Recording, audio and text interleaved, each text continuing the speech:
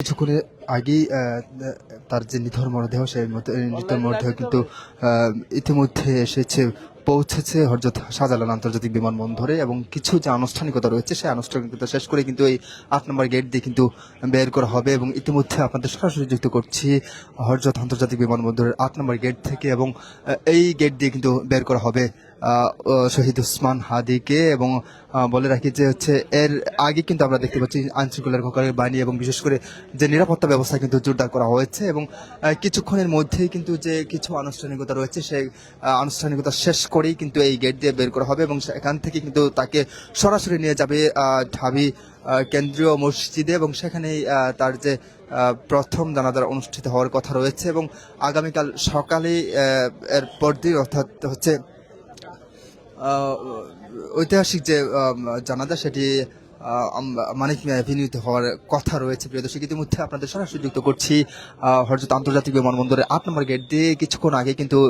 তিনি এই হযরত আন্তর্জাতিক বিমানবন্দরে কিন্তু অবস্থান করছে, অর্থাৎ ল্যান্ডিং করেছে তার যে বিমানটি সেই বিমানটি এবং অল্প কিছুক্ষণের মধ্যেই তিনি কিন্তু এই গেট দিয়ে বের করা হবে তার যে নিথর দেহ সেই নিথর দেহ। আপনারা জানেন যে এই ওসমান হাদি কিন্তু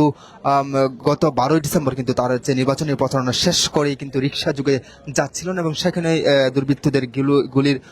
বৃদ্ধ হয়ে পরে প্রথমেই কিন্তু ঢাকা মেডিকেল কলেজ হাসপাতালে পরে এভারি কেয়ারে নেওয়া যাওয়া হয়। পরবর্তীতে উন্নত চিকিৎসার জন্য তাকে কিন্তু সিঙ্গাপুরে নিয়ে যাওয়া হয় এবং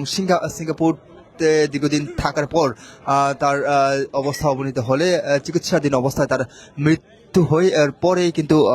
আমরা দেখেছি যে ঢাকা থেকে শুরু করে সারা বাংলাদেশের মানুষ খুবই ফেটে উঠে এবং তার যে মৃত্যু সেই মৃত্যুটি কিন্তু বাংলাদেশের মানুষ